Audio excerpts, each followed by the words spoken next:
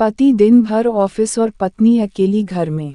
यही अकेलापन कामिनी को एक ऐसे रास्ते पर लेकर चल गया जिसके बारे में कभी सोची भी नहीं होगी।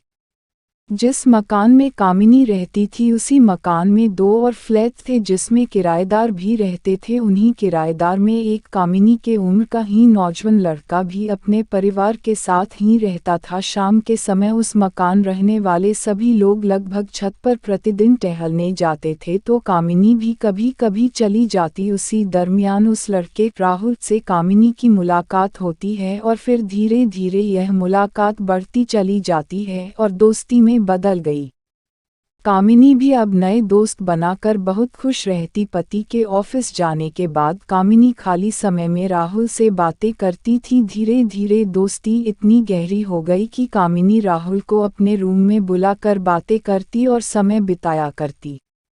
कुछ समय बाद कामिनी को राहुल से प्रेम हो गया जो उसके शादीशुदा जिंदगी में नहीं था। दोनों के बीच शारीरिक संबंध नाजायज संबंध बनने लगे। धीरे धीरे कामिनी की जिंदगी गुलजार होती जा रही थी लेकिन इसकी खबर पति को बिल्कुल भी नहीं था।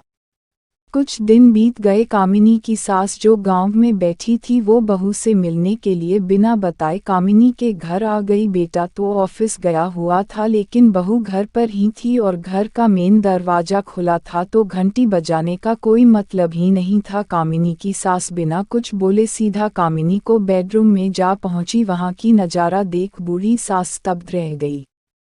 कामिनी और राहुल एक दूसरे के साथ बिना कपड़ों के बीच हमविस्तार थे। बूढ़ी सास बिना कुछ बोले वापस अपने घर आ गई और किसी से कुछ नहीं कहा।